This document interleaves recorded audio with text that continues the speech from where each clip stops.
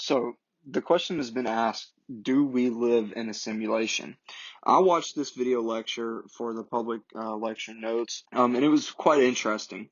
So first I'm going to go over some things that I didn't know, and this is not only having to do with physics, but it definitely incorporates physics into it. So first off, there's no empirical way to prove the laws of nature wrong.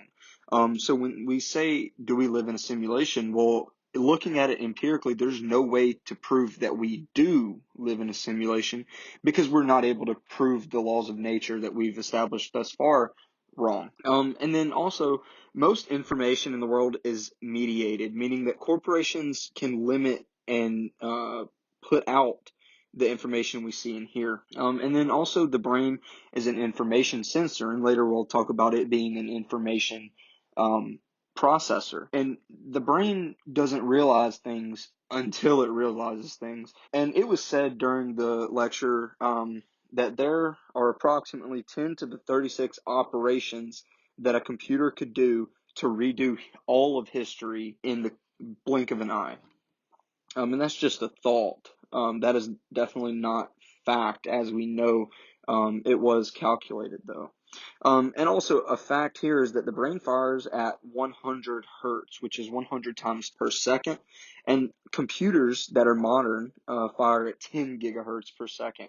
And the ratio of that is 100 million to 1. So the panelists of this lecture think that they thought that we will be able to simulate a human brain in some amount of time.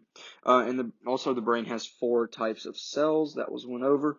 But I'm skipping that just because it doesn't have anything to do with physics. You would know if we lived in a simulation, right?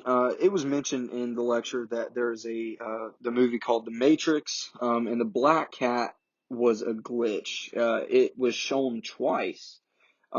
So we would understand that we were living in a simulation because there would 100% be glitches. Now, if we were living in a perfect simulation, there wouldn't be, but the odds of there being 1 or 2 glitches here and there are perfect. Now, some things I did know is that my own definition of the simulation is a computable reality, meaning that we're able to calculate things such as like definite probabilities that are way far in the future. But we can't do that because things are so random on Earth, it's kind of hard to tell. Let's see, and then we are taught to think like a computer during school.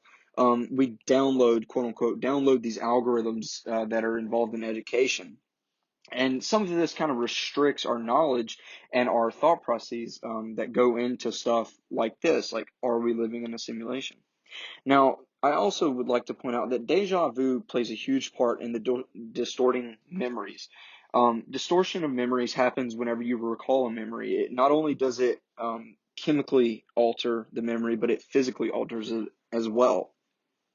This creates what's called false memories. This false memory could actually go into being an augmented reality or a simulation of a real event or reality.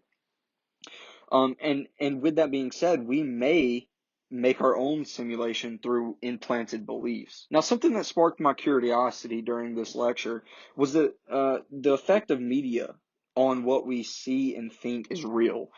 They have a huge they have the ability to manipulate what we think and see because that's just what we watch. That's where we get our news from. So based on what they show, that's all we really know unless we were there at that event. Now, with that said, they do very similar things as to what our brain does. Our brain, take dreams for instance. Dreams are our own brain simulation, so to speak. The media does the exact same thing with how they show us. They show us the narrative they want us to know, or they don't give us the whole story. Well, our brain is also very similar in that aspect because it's able to create its own simulation. Now, here's something more related to physics and my area of study in particular. The laws of physics can't be disproven. I stated earlier at the very top that there is no empirical way to prove the laws of nature wrong, meaning that we cannot prove that we are in a simulation by disproving the laws of nature. And also the ability to completely simulate the human brain. I think that's very cool. And being that I have a minor in concentration in robotics and automation, I could definitely go into that as a job or as a career as a mechanical engineering student. Now, to follow up with the outside of lecture, I just wanted to say that according to Elon Musk, advances in virtual reality are becoming reality. Games are already creating augmented reality. There's a 1 in a billion chance that this is real life, and that just making AR games, we as humans could be someone else's game. All right, thank you.